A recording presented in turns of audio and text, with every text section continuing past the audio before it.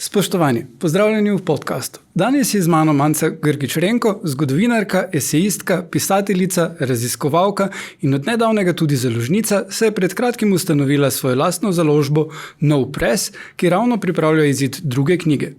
Kot nekdanja urednica portala RB Letrina, raziskovalka in esejistka je Grgić-Renko že vrsto let močno prisotna v slovenskem kulturnem in akademskem prostoru, a povod za današnji pogovor je njen članek Moški potrebuje pomoč, ki je v začetku leta izšel v reviji Mladina.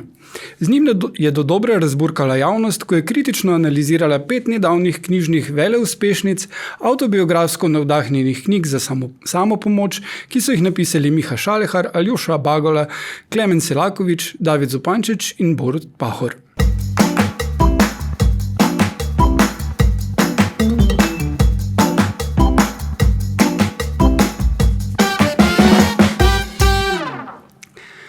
Pozdravljeni. Vaše akademsko in raziskovalno delo je osredotočeno na preučevanje vloge žensk v družbi skozi zgodovino in med drugim ste tudi avtorica odlične knjige o Zofki Kveder, h kateri se bova še vrnila. Vseeno pa začniva s preomenjenim člankom, ki se osredotoča na moške. Kaj vas je spodbudilo k pisanju o teh knjigah oziroma sploh k njihovem branju? Dobar dan, hvala za vabilo. Ta odgovor bo manj romantičen, kot se morda zdi, kajti vmes ni bilo nikakršnega nebeškega navdiha ali karkoli, ampak je bil klic urednika Mladine Gregorja Pavža, ki me je poklical enkrat, mislim, da sredi decembra, preteklo leto, in mi rekel, da pripravljajo to novoletno številko Mladine, v kateri bi malo osvetlili tudi različne fenomene, med drugim tudi te knjige, ki ste jih zdaj našteli, oziroma oni takrat, mislim, da rekel, knjige moških, ki pišejo priročnike. In do teme nisem bila ravnodušna, ampak takrat je bil rok relativno kratek, recimo, da je morala v 10 dneh nekaj narediti, in pa to bi bila manjša novička. In potem sem malo govorila o tem in sem rekla, meni se pa mogoče zdi, da je to taka tema, da se res zasluži branje, zaresno branje, ne samo predstave o branju, in pa mogoče daljši članek, in potem sem prišla do tega, da bo to pač daljši članek. Tako da ideja ni bila moja, jaz sem samo bila izvedbena delavka. Zdaj, vstopati v javni prostor je odgovornost, ohranjati raven javne razprave pa je še večja. To je citat iz vašega članka. A bi rekli, da ste s to analizo besedil sprejeli odgovornost, da vstopite v javno razpravo o kakovosti oziroma smislu teh knjig? Jaz upam, da sem. Mislim, da morajo o tem soditi drugi. Absolutno. Mislim, zdi se mi, da vsakič, ko se pojavljamo v javnem prostoru, pa naj bo to članek v Mladini ali zdaj najin današnji pogovor, to pomeni odgovornost in delo. In recimo jaz imam vedno pred nastopi strahotno tremo ravno zaradi tega, in vedno, tudi ko se bo najin današnji pogovor končal, bom šla domov z občutkom, da sem marsikaj povedala narobe, da bi marsikaj lahko povedala bolje in tako naprej. In se mi zdi, da mogoče je osnovna odgovornost to, da nisi preveč samozadovoljen. Da se mi zdi, da v trenutku, ko bi jaz prišla sem, prepričana, da bom povedala nekaj res dobrega, in potem odšla od tukaj z občutkom, da sem pa res fajn, da mogoče je to čas, da ne sprejmem več nobenega vabila kamorkoli. A pa se vam zdi, meni se zdi, da je pa točno tak občutek tisto, kar preveva te knjige, tisto, kar avtorji teh knjig izražajo o sebi in v kar probajo prepričati bralce svoje. Mislim, da je tukaj pomembno, jaz ne bi želela govoriti, tudi o tekstu upam, da mi je uspel ne govoriti o avtorjih, ampak govoriti o teh knjigah. Ja. Jaz teh avtorjev ne poznam, ali pa jih mogoče poznam bežno kot javne persone, tako kot jih marsikdo. Ampak te knjige pa seveda so napisane z določeno prepričljivostjo, s čimer ni v osnovi nič narobe. Saj vsi, ko pišemo, hočemo zveneti prepričljivo, plus kdo bo pa bral nekoga, ki še sam ni prepričan o tem, kaj hoče povedati. Tako da z tega vidika se mi ne zdi nič narobe. Moj v bistvu obračun ni šel, jaz nimam nič proti nobeni od teh knjig osebno. Zdaj se mi je pa svojevrsten fenomen, da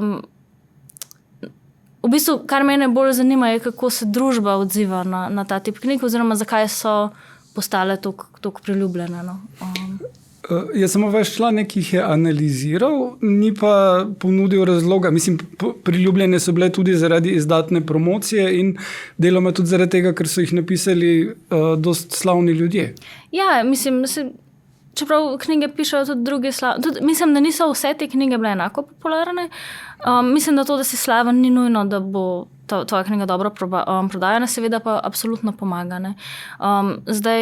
Zdi se mi, da se pri tem, da smo priča, pa to ni samo v Sloveniji, ampak nasplošno v založniškem prostoru, enemu obratu, ki se dogaja. In sicer, da če je včasih pomenilo, da če te bo, ne vem, objavila velika založba, pa pustimo slovenske obstrani, ki je trg relativno majhen, ampak ena od 5 največjih ameriških založb, da je reči, ali pa koncernov, ne, je to pomenilo, da v trenutku, ko da ti bo ta založba, to, da si izdal knjigo pri tej založbi, v bistvu dalo ime, da s tem boš postal javna persona.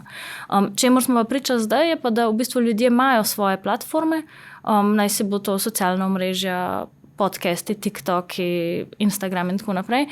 In v bistvu te založbe gledajo že v osnovi, kdo ima svoj following, kdo ima svoje občinstvo. In meni se zdi recimo ta dinamika izjemno zanimiva in mogoče konec koncev članek ima omejeno število znakov, ki jih lahko uporabiš. Ne? Je to mogoče en zaključek, ki me je zmanjkal ali pa ki je bil mogoče samo nakazan. Ne? Da se mi zdi, da v bistvu doživljamo znotraj celega založniškega spektra nek obrat v to, da za avtorje ni dovolj, da samo pišejo knjige, ampak morajo biti tudi določen tip javnih person oziroma imeti svoje platforme. Se mislim, da tudi to, da si javno prepoznan, ni nujno dovolj samo po sebi. To, da ti lahko shackaš algoritem, to je v bistvu pomembno. Ja. Ker vsi ti avtori, ki so jih prej naštele, so dejansko imeli oziroma imajo še zmeraj platforme od radijskih oddaj do podcastov, družabnih omrežij, predsedništva. In predsedništva in Instagrama.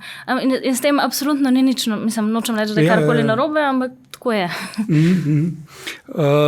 Sej torej v bistvu nekdo, ki ne bi imel nekega takega platforme, bi težko sploh izdal to vrstno knjigo pri večji založbi, kaj šele, da bi bil potem deležen podpore.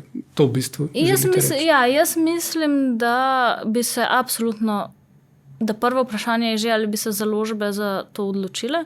Jaz sem vsaj za eno od teh knjig prepričana, da ne bi dobila založnika, če ta oseba ne bi imela zelo uspešnega podcasta. Ker to vrstna knjiga res ni zanimiva za založništvo, tudi v najširšem možnem spektru, ne govorim tukaj na časnobovsko, tudi z vidika kuharce. Medtem, ko mislim, da vsaj potem nekdanji predsednik je, mislim, da je to nek žanr predsedniške autobiografije, ki gre, mislim, absolutno. In mislim, da tudi, da vsaj dva druga avtorja mislim, da bi prišla do knjig, bi pa te knjige najbrž se ustavile pri tej neki povprečni slovenski nakladi. Sploh, če ne bi imela platforme lastne, če ne bi imela platforme konkretne založbe, ki je izdatno promovirala to in konec koncev tudi, kar je nezanemrljivo, če se reklama ne bi širila od ust do ust. Mislim, da do neke mere so te knjige bralkam in bralcem všečne. Zato jih tudi ne gre podcenjevati. Ja. Omenili ste tudi v članku, kje so pa knjige avtoric podobne. Zdaj obstaja nekaj mednarodnih tovrstnih knjig, mednarodnih avtoric, ki so prevedene v slovenščino, domačih pa ne. Kaj menite, da je razlog za to?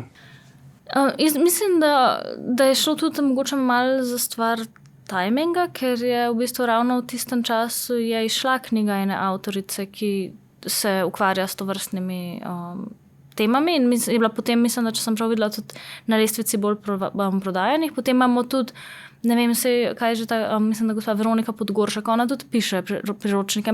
Jaz žal, mislim, v tistem hipu, ko sem jaz pisala, so bile to knjige, ki so vladale lestvicam. Če bi bile to drugačne knjige, mislim, nisem jih jaz brala po želji, strasti, kaprici, ampak v bistvu samo potem, da so tam bile.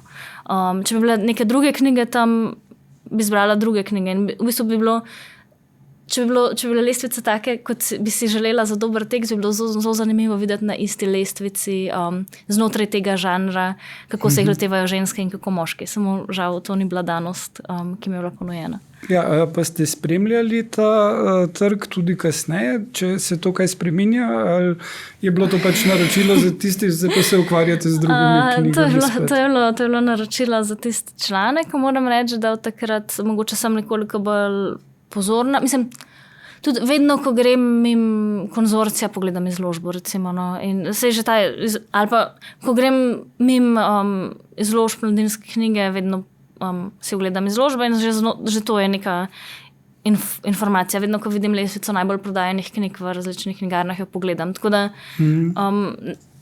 to spremljam, ampak da bi pa prav rekla, da sem zdaj se samo kvalificirala za specialistko za ta tip literature, pa žal ni to moja nova karijera.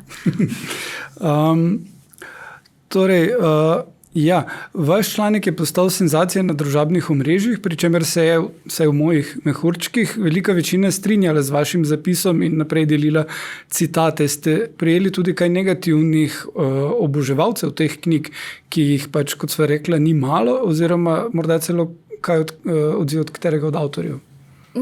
Za avtorje ne moram, oziroma tudi ne bi želela govoriti, ker se mi zdi, da so naši svetovi v tem smislu ločeni.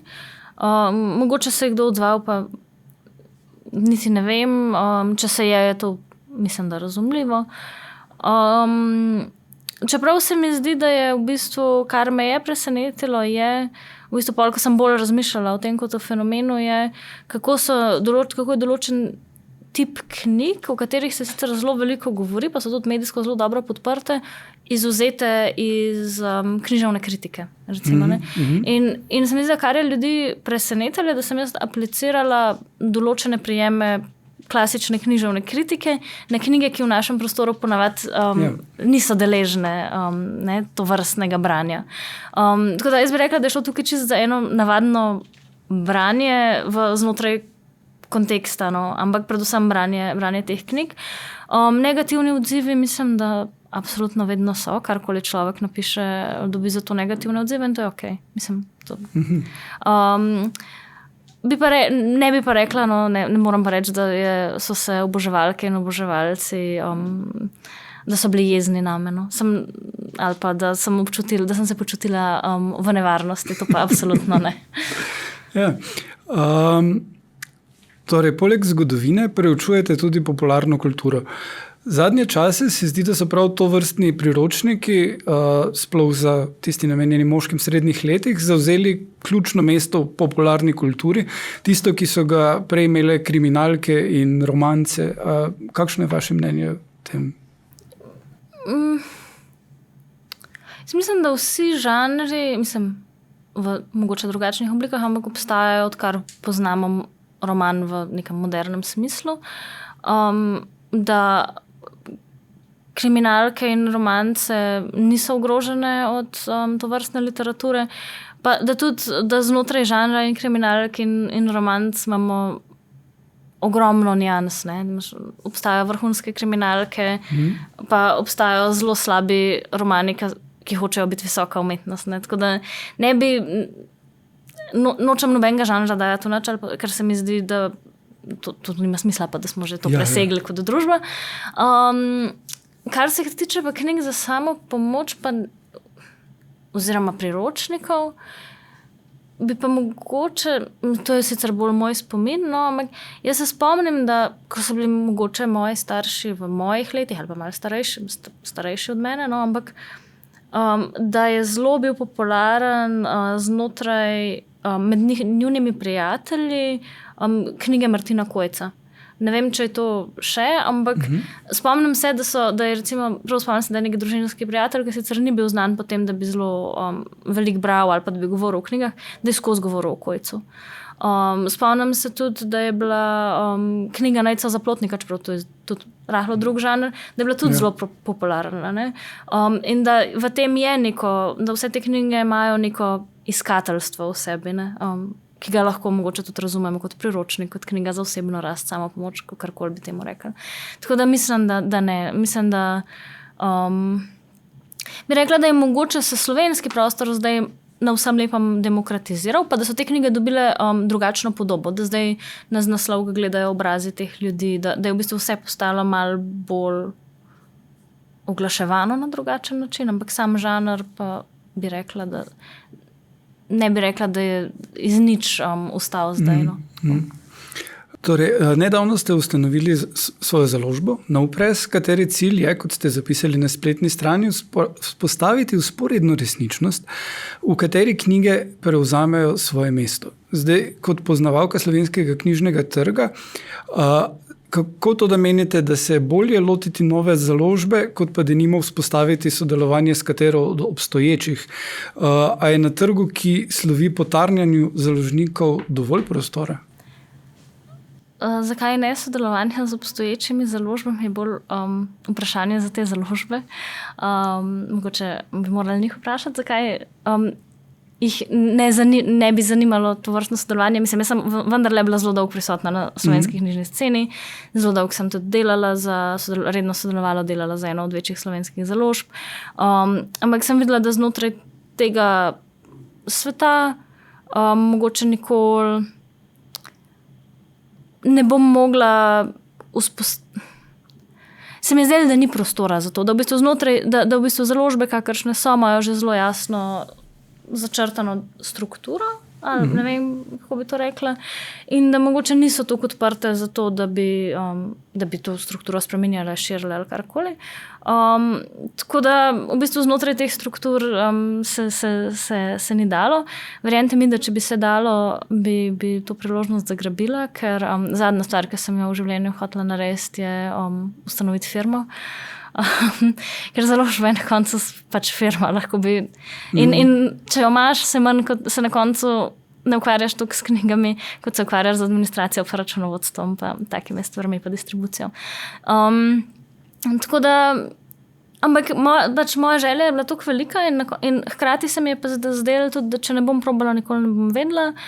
In na koncu me je preganjala tudi neka ta čistoslovna želja potem, da probam, da v bistvu vsi govorijo, da je nemogoče, pa nisem prišla sem povedati, da je lahko, res ni, prav imajo.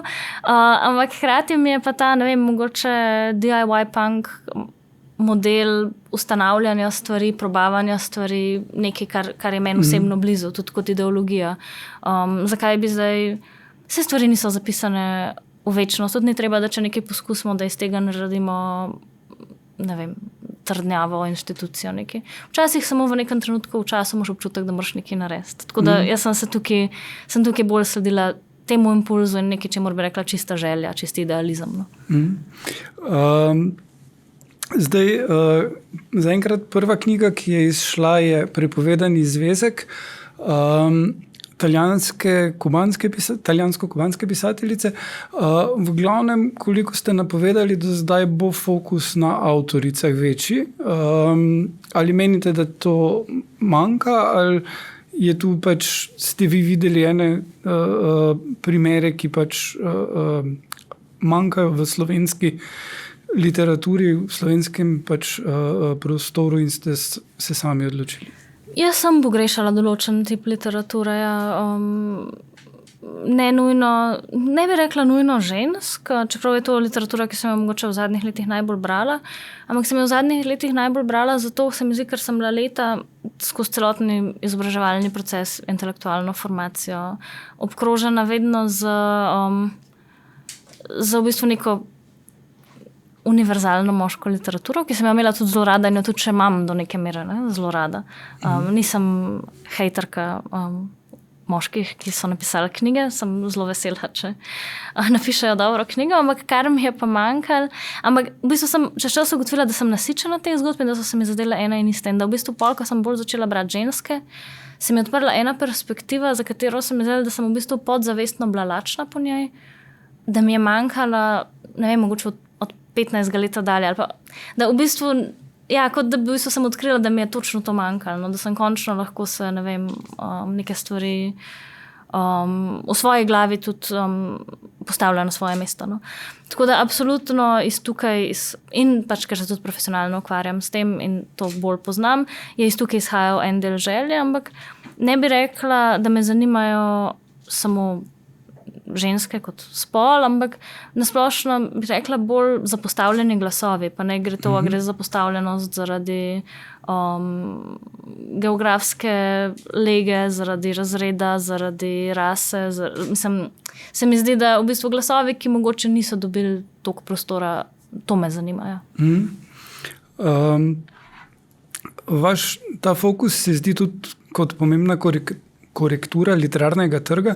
Se zdi, da zadnja desetletja še zmeraj največ pozornosti in nagrad prejemajo pisatelji, ki imajo pogosto površno razdeljene ali pa celo odsotne junakinje. In tukaj govorim recimo o velikih imenih, kot so Haruki Murakami, Salman Rushdie, Karl Ove Knausgaard, Cormac McCarthy, ki, da ne bo pomote, so izjemni. Ampak se zdi, da so osredotočeni predvsem na moško izkušnjo. Ste morda v zadnjem času kot urednica in zdaj založnica zaznali drugačne trende? Kar je mene v bistvu vedno motilo pri tej literaturi, ki ste jo zdaj načeli, ki ste jo zdaj našteli, da recimo, ne vem, če govoriva pri McCarthyju, da lahko, ne vem, da obstaja lahko knjiga, ki je zelo specifična v odnosu med, ne vem, človekom in konji. Ampak da bo to, ker je napisana z določene perspektive, predstavljena kot univerzalna človeška izkušnja. Ne? Medtem, ko so neke druge teme, kot je recimo vzgoja otrok, bilo vedno v domeni nečesa, češ manj vrednega, gospodinskega, trivialnega in tako naprej. Ne? In mene v bistvu, kar mene moti, je pripisovanje univerzalnosti neki izkušnji, ki je izrazito osebna, ali pa ki je izrazito pogled, ki je zamejena z lastnim pogledom na svet. Vsi smo zamejeni z lastnimi pogledi na svet, to je povsem normalno. Tudi ne mislim, da je te poglede treba ukiniti ali karkoli. Mislim pa, da se je prostor do neke mere prenasičil z njimi in da je smiselno se fokusirati tudi na drugačne. No. Tako da absolutno sem izhajala iz tega, iz želje, mislim, če jemljamo literaturo kot neki, skozi kar izkušamo svet, se mi zdi, da v bistvu množstvo glasov ali pa pogledov nam da tudi nek potencial drugačnega izkustva in se mi zato zdi pomembno. Eden najbolj vročih literarnih trendov zadnjih let je autofikcija, pri kateri pisatelji običajno opišejo svoje življenjske izkušnje, ampak na zelo literarni način, in jih nadgradijo z elementi, ki niso nujno resnični, ter skozi te opise ponudijo globlje poglede v širše družbene dileme. Zdaj prej omenjeni Knausgaard sodi v ta trend, pri nas sta bili najbolj odmevni pa denimo Dijana Matkovič z Zakaj ne pišem, pa letos Eva Mahkovič s knjigo Toxic, za katero ste tudi napisali spremno besedo. In če se vrneva k popularni kulturi, zakaj menite, da se v tem zgodovinskem trenutku ta žanr kaže za tako pomembnega? Mislim, da se ne. Mislim, da je to napihnjena debata. Mislim, da je da odkar pišemo, odkar ljudje pišejo, je v bistvu pisanje je srečanje različnih premic in ena je odnos med javnim in zasebnim, odnos med resničnim in fikcijo. In vse te stvari se križajo med sabo v literaturi, v neki bolj, v neki manj. Ne? In autofikcija, mislim, literatura, ki temelji na življenjskih izkustvih, avtobiografskih, od nekdaj obstajala. Mislim, Lojze Kovačič celo življenje ni pisal nič drugega kot autofikcijo. Mislim, Prišleki so delo, ki bi mu danes rekli autofikcija. Ivan Cankar je pisal autofikcijo. Zofka Kveder v bistvu lahko praktično usporajamo njeno potek njenega življenja z določenimi liki v njenih literarnih delih.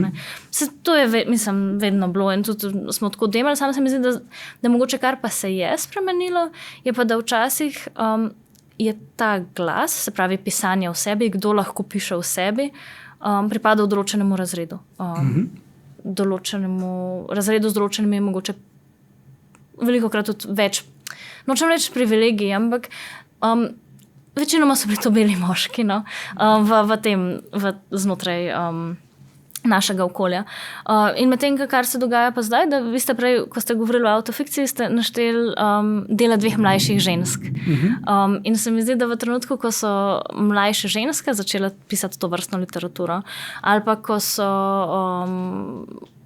osebe različnih kulturnih ozadij, različnih ras začele pisati to literaturo, se je začelo govoriti o boomu autofikcije. Zato, ker je do glasu prišla neka druga skupina ljudi, ki je v bistvu tudi ta žanr sam po sebi zasukala. Tako da jaz mislim, da dokler, odkar je obstajala literatura in dokler bo obstajala literatura, bojo v njej v določenem segmentu imele prostor, bo naše življenje igralo vlogo v tem prostoru. No. Pa menite, da je ta sprememba, da so pač glas dobile oziroma si vzele recimo mlade ženske, ki smo jih zdaj omenili, da je to spremenilo pač tudi naravo tega pisanja oziroma pozornost bralcev? Mislim, da ja. Mislim, da je... Jaz mislim, da kar je pri autofikciji mogoče problematično, je to, da... kot pri kakšni drugi literaturi tudi, no, da bralci večkrat, pa mislim, da vsi pademo v to, da verjamemo, da je vsaka stvar, ki je napisana, če jo človek piše v sebi, da je resnična, da je da govorimo o neki objektivni resničnosti, oprijemljivi in tako. V resnici gre pa za karkoli napišemo, že če bova midva po tej oddaji vsak v svoj dnevnik napisala, kako svojo doživela, bova imela dva popolnoma različna zapisana. Ja. In se mi zdi, da kar je treba upoštevati tukaj je različnost izkušnje. No. In se mi zdi, da popularnost autofikcije absolutno ne vidim razloga, zakaj bi se mi zdela zaskrbljujoča. No. Konec koncev je itak, knjiga je dobra ali pa slaba. Mislim, literatura je dobra ali pa slaba, zdrži ali pa ne zdrži, znotraj katerega žanra je pisana, kar se mene tiče precej irelevantno. Ko več let ste vodili festival Fabula, zdaj, če smo pri teh znanih pisateljih, kdo je bil tak neko največji ime, ki ste ga povabili in se srečali z njim? Mislim, da največja imena so, da je to neko tako, lahko rečem, kdo je privabil največ ljudi. Mislim bolj za vas osebno. Koga ste se najbolj recimo, jaz sem razveselili? bila zelo vesela, da je prišla Rachel Cusk v Slovenijo. To se mi je zdelo, ker mislim, da gre za eno najboljših sodobnih pisateljic. Ampak konec koncev, če človek dela festival, če je vodja festivala, ga žal ne prireja samo sebi, ampak ga prireja tudi javnosti in to pomeni, da v bistvu skušaš najti nekaj imena, za katera veš, da bi jih tukajšnja javnost bila vesela. No. Tako da je vedno kompromis med tem, kar se tebi zdi dobro, seveda, ampak tudi med tem, kaj misliš, da ne kaj hoče občinstvo samo po sebi, to bi bilo trivialno reči, ampak kaj rezonira v tem prostoru, no? Mogoče tako. Ampak če pa moram reči, kdo mi je najbolj, s kom sem tudi, kdo je mogoče edini človek, čigar telefonsko številko imam v imeniku, je Rachel Cusk. V zanimivem eseju za revijo Literatura o vlogi intelektualk v zgodovini ste med drugim zapisali, da moramo zmeraj prevprašati zgodovinske vire, se gre za kurirane ostanke preteklosti. Pri tem ste še posebej izpostavili tiste vire, ki so oziroma niso ostali o pisateljicah. Koliko menite, da je izgubljenih del avtoric iz zgodovine, sploh ob dejstvu, da so denimo srednji vek preživele zgolj tiste knjige, ki so jih prepisovali izključno moški menihi, poleg tega pa je pri avtoricah pogosto vključena tudi kasnejša cenzura bližnjih zaradi spodobnosti ali pa drugih družbenih pritiskov, kot je denimo bilo pri dnevniku Ane Frank. Za srednji vek bi bolje vedeli moji kolegi medievisti. Nasplošno je dlje, kot gremo v zgodovino, manj ljudi je bilo pismenih. Se pravi, da je že v osnovi, že to, kar je ostalo, je pripadalo velikokrat določenemu sloju, interesni skupini. Ponavadi je bilo to pogojeno z gmotnim stanom. No. Če se pa bližamo potem sodobnosti, 19. 20. stoletje, je pa ne gre samo ogromno izgubljenega, ja, ogromno je tega, kot ste odlično detektirali. Velikokrat se zgodi, da potomci ali pa ljudje, ki naletijo na to v želji, da bi zaščitili dobro ime, ne vem, sorodnika, sorodnice in tako naprej, stvari izbrišajo, črtajo, skrijejo, zažgejo. Česar so deležni tako moški kot ženske. Ne? Je bil pa spektr tega, kaj je za moškega dovoljeno, bil vedno nekoliko širši, zato je malo več stvari tudi ostalo. Ne? Ampak ta spodobnost, ta neka malomeščanska morala je pokopala, mislim, da precej arhivskih virov in drugih virov. Ne? Sej, v bistvu, ko govorimo o arhivskih virih, mi se vedno predstavljamo in tudi zgodovinarji smo in zgodovinarke nagnjeni k temu, da predvsem beremo tekste. Ampak k sreči ampak to ni edini zgodovinski vir. Ne? Zgodovinski vir je lahko tudi ljudska pesem, ki se je na druge načine prenašala. So lahko tudi kosi oblačil, ki ostanejo. In se mi zdi, da zato, da lahko vključimo čim večjo skupino ljudi v preučevanje zgodovine, moramo čim širši nabor virov upoštevati. In tukaj se dostikrat zgodi, da ne vem, mislim, da v zadnjih letih sicer ni več tako, ampak da je obstajala neka hierarhija virov, ne, da je diplomatska depeša vredna več od neke popevke. Čeprav je mogoče neko popevko v nekem obdobju pelo 1000, 10 000, 100 000 ljudi in jim je res veliko pomenila, medtem ko diplomatska depeša je bilo nekaj, kar ste si izmenjali dve osebi, ampak gre za hierarhijo politične zgodovine, ki je nad zgodovino popularne kulture ali pa kulturno zgodovino in tako naprej. Tako da mislim, da pri verih je zelo pomembno to, da jih skušamo odkrivati vedno nove in da se ne zatekamo samo k temu, kar hranijo arhivi. Ker arhivi konec koncev ogromno koristnih stvari shranijo, ampak ogromno stvari pa nikoli ni prišlo v arhiv, že zato, ker so se v času, ko so bile shranjevane, se niso zdele dovolj pomembne. Koliko stvari se mogoče pred 100 leti zdelo popolnoma nepomembnih, zdaj bi pa si v bistvu zelo želeli jih videti. Ne? Ja, tudi mislim, da je bilo par let nazaj, pa zdaj ne vem točno za katerega pisatelja, da je človek, ki je delal njegovo biografijo, potem imel v naročilu, da mora uničiti vse dnevnike dejansko, da samo tista uradna verzija ostane. Ne? Smo se res ne spomnim pred tem. Ja, se je tudi jaz ne čudega. Zdaj napisali ste knjigo o slovenski pisateljici Zofki Kveder. Ali menite, da ima danes ona v kanonu slovenske literature mesto, ki si ga zasluži, ali je še vedno prezrta? Mislim, da prezrta ni. Da je v bistvu, če ugibam, da če bi šla spraševati, ne vem, povprečne najstnike, da naj naštejejo 1 do 3 pisateljice slovenske, ki niso več žive, da bi se njeno ime najpogosteje pojavilo. Tako da v tem smislu živi, njen spomin živi, za kar so zaslužne predvsem raziskovalke, ki so se s tem ukvarjale, ki so ohranjali njen spomin, na prvem mestu Erna Musar, recimo, delno Marja Boršnik ali pa zdaj Katja Mihurko v zadnjih 20 letih. Ampak kar pa še ne pomeni, da je tudi brana, ali pa da je tudi v srednješolskem kurikulumu obravnavana na enak način kot njeni sodobniki. Mislim, da je v bistvu to glavno, da to naredila razliko. Ne zdaj to, a imamo nek spomenik ali pa vsak pozna neko ime, ampak a res razumemo, zakaj je pisala, kot je pisala, kaj je pisala, kako je pisala, pa kaj so bile njene teme, v čem so bile drugačne od tem njenih sodobnikov.